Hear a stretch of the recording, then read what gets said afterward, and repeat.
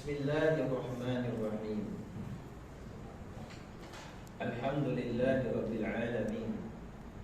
Wassalatu wassalamu ala Rasulillah sallallahu alaihi wasallam wa ba'du. Fayaqulu faqiru rahmati rabbihil khair kabiril basir Ibrahimul Bajuri zi az-Taqsir.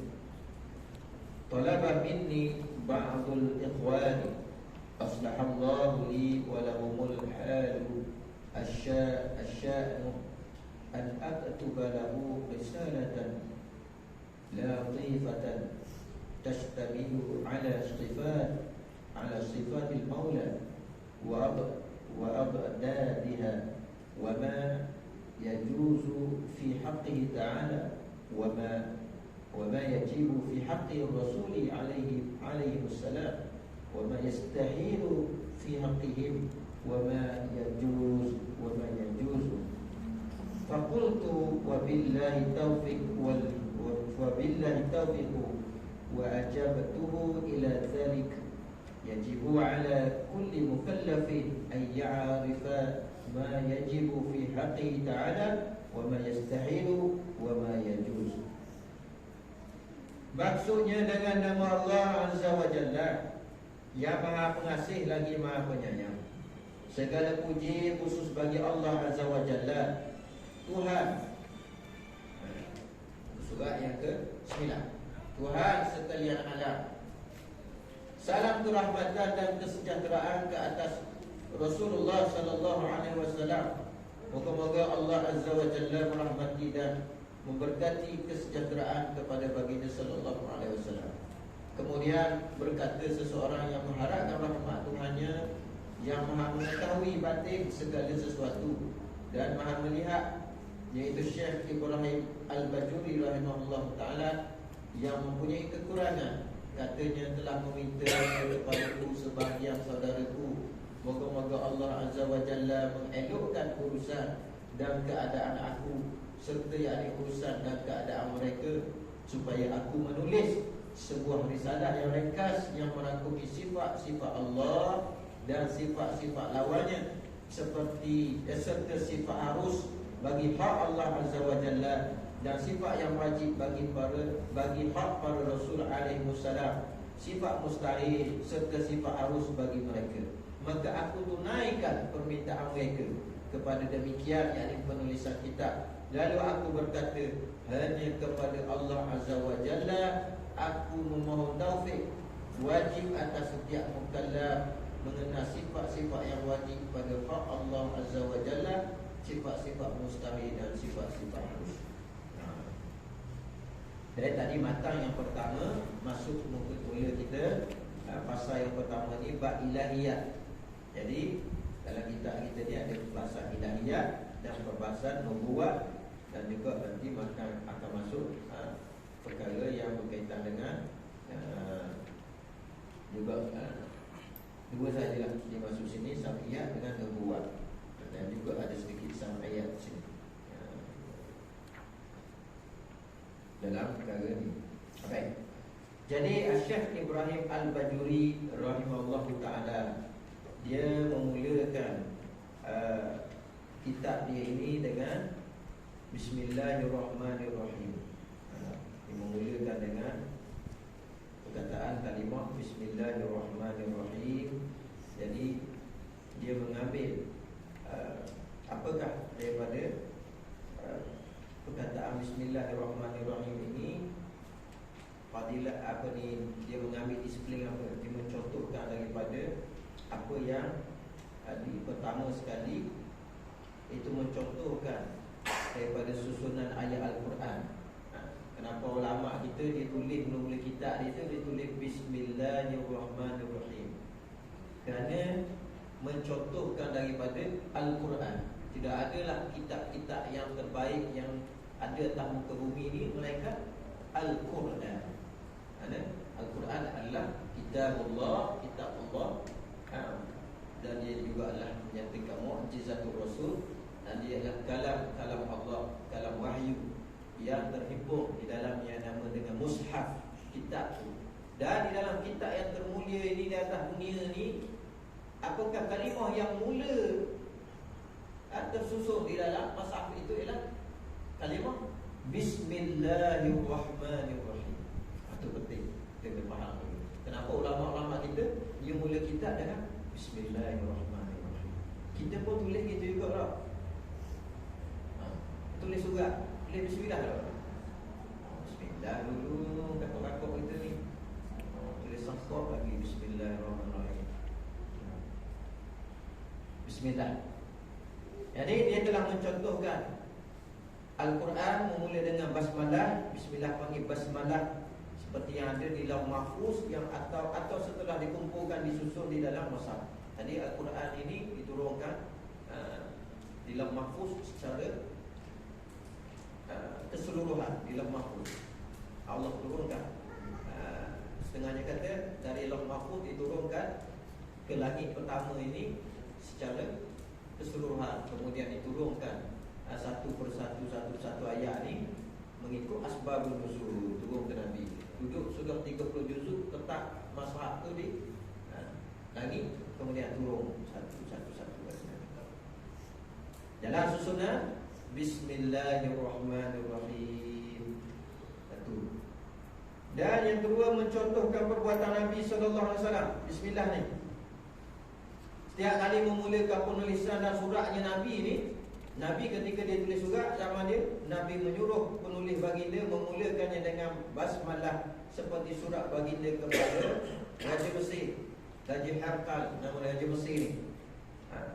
Ni dalam kitab para ulama kita disebut dalam kitab Kasyifah Sajjad ditulis. Jadi pertama sekali mencontohkan Al-Quran. Yang kedua, sunnah Rasulullah, sunnah tulis dengan bismillah dulu. Satu lagi beramal dengan hadis Nabi. Yang ketiga beramal dengan hadis Nabi sallallahu alaihi wasallam. Satu hadis yang masyhur, kullu amrin dhi balin la yubda'u fihi bismillahirrahmanirrahim fa huwa aqra, wa fi riwayatin fa huwa abtaru, wa fi riwayatin fa huwa ajzam. Setiap perkara penting yang baik yang tidak dimulai padanya dengan bismillahirrahmanirrahim. Setiap ni hadis Nabi sebut. Suatu perkara yang penting yang baik, macam kita nak mula mari turun balik ilmu bismillah. Masa kita nak masuk kereta, kita nak start nak berjalan bismillah. Kita nak makan pun siapa yang ada je lagu nak nasyid buat. Dimulakan dengan bismillah. Bismillah. Apa benda pun bismillah. Bismillah. Bismillahirrahmanirrahim. Dia pun akan bismillah. Jadi ada satu hadis Nabi sebut, kullu amrin dhi balin la yubda'u fihi bismillah. Perkara yang penting, yang baik, yang tidak dimulai padanya dengan bismillahirrahmanirrahim. Perkara baik tapi dia tak mula dengan bismillah, maka ia menjadi terpotong. Dia terputus. Terputus apa? Yakni terputus, kurang keberkatannya.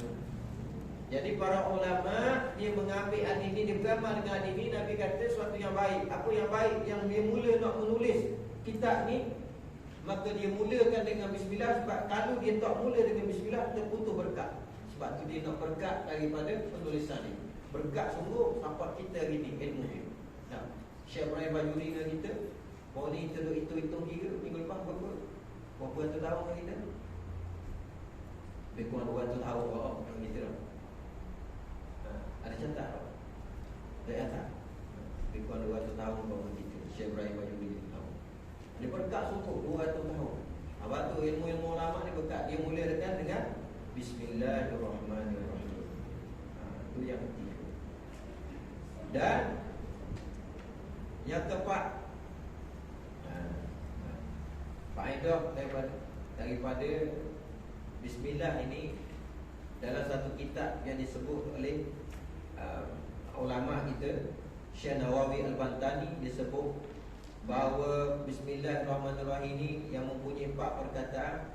Bismi Allah Ar-Rahman Ar-Rahim ni dia mengisyaratkan kepada 4 penjuru yang digunakan syaitan untuk menggoda manusia itu daripada belakang, depan, kanan, kiri. Ba,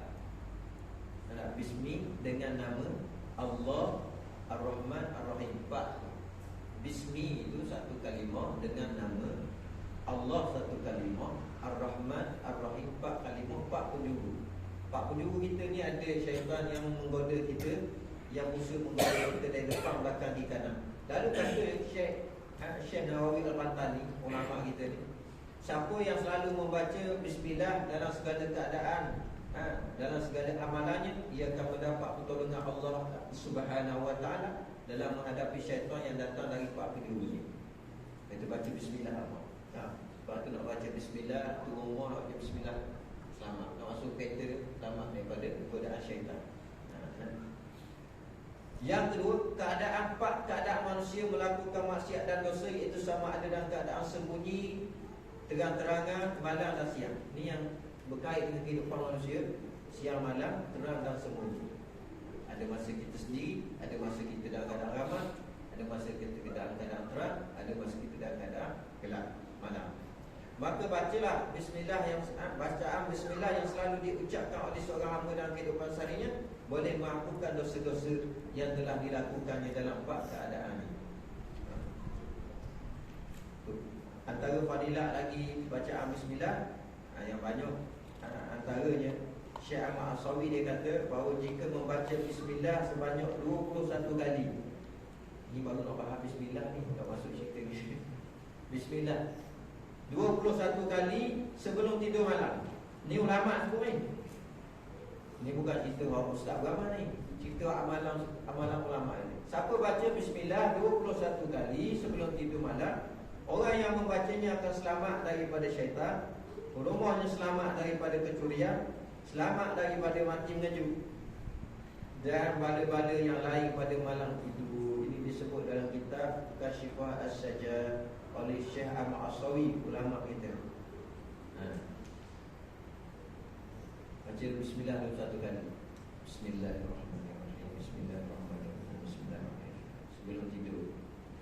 Maka insya-Allah tidur kita selamat daripada bisikan syaitan, tak masuk mimpi-mimpi hok ngosek-ngosek, nak mimpi kena kejar, mimpi kena ambak, mimpi jatuh lubang, macam-macam mimpi semua ni gangguan bagi. Mimpi gigi ular ke, ular hitam mari batu ke, macam-macam. Orang tu mimpi ular kan nak mari semua itu apa tu? Benda lain lah tu ganggu tu. Yang kalau nak lagu dia kata mimpi ular kan nak masuk. Ni dah. Selamat daripada kecurian, benda rumah kita tidur malam mana kita tahu. Orang dah okey pintu pagar luar, orang nak masuk dia okey ni pintu dekat. Tapi bismillah ni tak boleh hidup. Itu di antara amalan. Dan satu lagi, dan ada lagi amalan.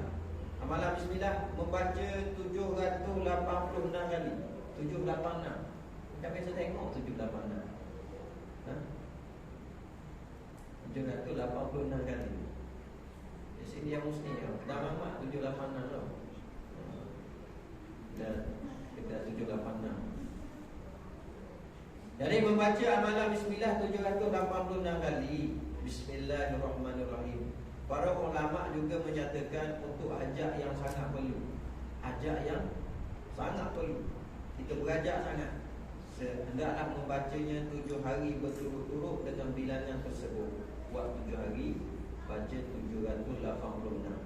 Amalan dia kita buat tidur baca bismillahirrahmanirrahim. Bismillahirrahmanirrahim.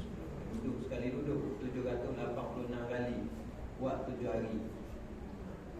Orang dah bayar hutang kita. Nak buat berhajat tunggu, so dibayar hutang. Bukan minta dengan berkat bismillahirrahmanirrahim daripada amalan ni yang ditunjukkan, yang contoh oleh ulama kita ni buat 786 kali. Buat 7 hari. Masa-masa yang tertentu lah. Jangan sehari laku pula. Sini cotek 10 100, dulu cotek 100. Pak subuh 200, kalau 200 boleh. Kita tak dikira begitu. Bagus juga boleh buat begitu tak. Bismillah juga asbab ditunaikan hajat. Antara amalan yang disebut oleh Syekh Muhammad Al-Tahir As-Sumbul dengan niat supaya Allah Ta'ala menunaikan hajat yang besar, ialah membaca doa ini pula sebanyak 786 kali. Baca 786 tadi bismillah saja. Bismillahirrahmanirrahim. Bismillahirrahmanirrahim. 786 kali 7 hari buat suruh Itulah ajak-ajak apa? Ajak kesembuhan ke daripada sakit, ajak hutang, ajak dipudah berusaha, ajak siap bangunan setekak lagi atas ke. Ni goyak ustaz dia gini. Ustaz, menurut susi ada boleh gambar 78 tujuh. Ada buat segala. Dak ilmu goyak dak gambar. Allah Taala berkata kita. Dan lagi antaranya 786 dia gabung bismillah ni dalam satu doa. Allahumma anta laha walau azuman farijha bi fadli bismillahirrahmanirrahim. Ini ada dalam kitab Faridatul Faraid, kitab Syekh Muhammad Tauhid dan kitab Faridah disebut. Kelebihan baca doa yang berserta dalamnya bismillah. Allahumma anta laha walau azuman farijha bi fadli bismillahirrahmanirrahim. Allahumma anta laha walau azuman. Panjang sikit 786 kali. Apa makna dia? Ya Allah, Engkau lah yang tahu tentangnya hajat-hajat walaupun ia besar dan sukar. Bukanlah jalannya, bukakanlah jalannya dengan berkat bismillahirrahmanirrahim. Ini dalam kitab Faridah. Baca, sekali baca ni ya. Cuma panjang. Tadi 7 hari ni buat. Ini buat semalaman. Sekali buat duduk 786 tapi panjang. Allahumma antala walau azuman farijah fadli bismillahirrahmanirrahim. Allahumma antala walau azuman farijah fadli bismillahirrahmanirrahim. Kalau nak amal, dia amal dia kata ulama. Ustaz tak bergambar lagi. Ya atau mudah. Dia ustaz orang dia amal. Ini kita tengok dalam kitab ulama. Siapa bergambar ni bukan kau boleh share ni. Kalau ustaz bergambar boleh ambil azam. Bergambar insya-Allah. Bergambar bismillahirrahmanirrahim. Tapi pastikan selawat tu 1000 sehari tu gambar. Selawat lepas solat tu 200 300 kali amal. Kemudian kata lagi tentang bismillahirrahmanirrahim ni macam mana dia boleh tubik 786 ni. Dia ada dalam ilmu dipanggil ilmu hisab. Ilmu hisabul jumlah 786 ni ada hitungan jumlah angka-angka nombor hijaiyah ni. Alif ni huruf ba ni dikira berapa? 1. Huruf jim, huruf da, huruf ha, huruf wa dikira ada nombor dia tu. Dia hitung jadi 786. Itu ilmu. Bi ataupun ba ini bermakna dengan ismun, itu nama Allah, ismun zat. Ar-Rahman Ar-Rahim, nama bagi sifatnya Allah Subhanahu wa taala. Wallahu wa rasuluhu a'lam. Situ dulu kita tangguh. Insya-Allah kita masuk bab alhamdulillah